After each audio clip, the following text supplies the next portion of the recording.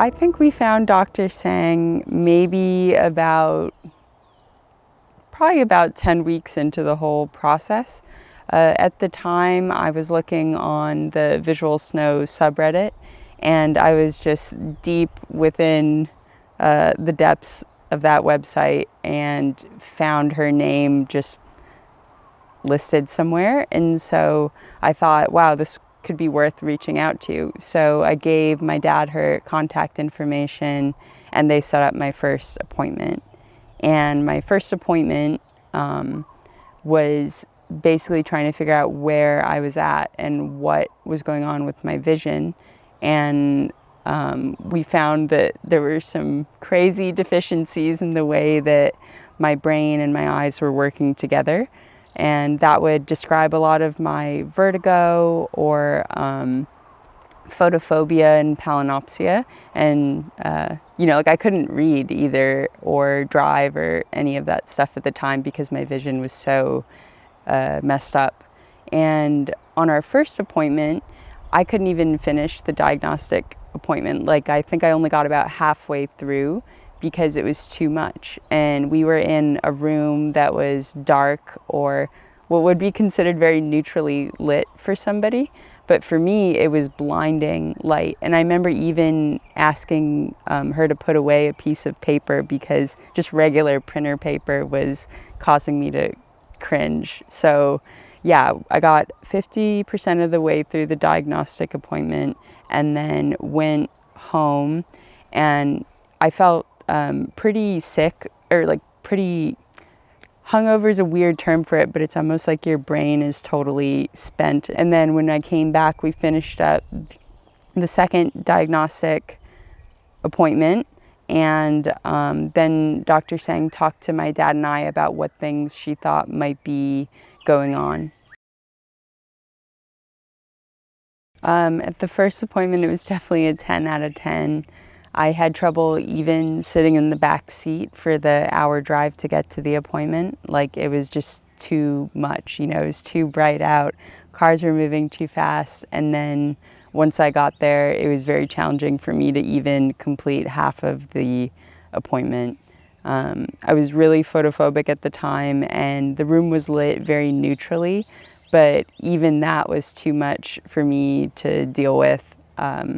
And the tests were pretty challenging and, really highlighted what was going on with my brain and my vision.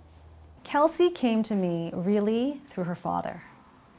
Her father noticed his daughter was in such discomfort. He was in such dysfunction that he was doing research. He's a medical doctor, was started doing research on his own, and he, through various sources, learned about the therapy I do from another patient. So her dad called me first and started asking me lots and lots of questions because he too had never heard of neurovisual rehabilitation therapy. But he knew his daughter was in such distress, he wanted to help her in any way he can. So Kelsey came to me, and when I first met her, it was very clear that she was so visually uncomfortable and really dysfunctional. So when we started doing our first assessment, it was all standard equipment because I could tell as I probed her it was making it worse. But it was enough information for me to know that I could help her. Kelsey then disappeared for a while. I didn't hear from her for a while. But when she did come back, what she told me was just the assessment alone put her into such discomfort. She was out for like 4 days. She couldn't do anything for 4 days. So it took her some time to get to a place where she was comfortable to start. But once we started, it's been, I do think, transformational for her in her recovery. So when Kelsey came in, she always has a driver. She could visibly watch her walk. You could see the discomfort that was happening in her movements. And now, we're now doing virtual sessions with Kelsey because of coronavirus. She's now in Hawaii. But we've been doing sessions with her, some again virtually. Now she's back to surfing. So the recovery for her has been tremendous. So when I first met Kelsey, we start very peripherally. Because again, I knew the level of her dysfunction, everything really had to be motor-based and peripheral. So one of the very useful activities for her, which she still does to this day, is the space fixator. And we modified it for home. It's the one with the sticky notes. What was very interesting with Kelsey was there were certain positions of the sticky notes where it was definitely more double than others. So for her to modify the activity at home was super useful. Initially for her, she was very single vision, up gaze, but anything in the lower gazes was all double. And the minute she went even into that double, it was what really stopped her from functioning.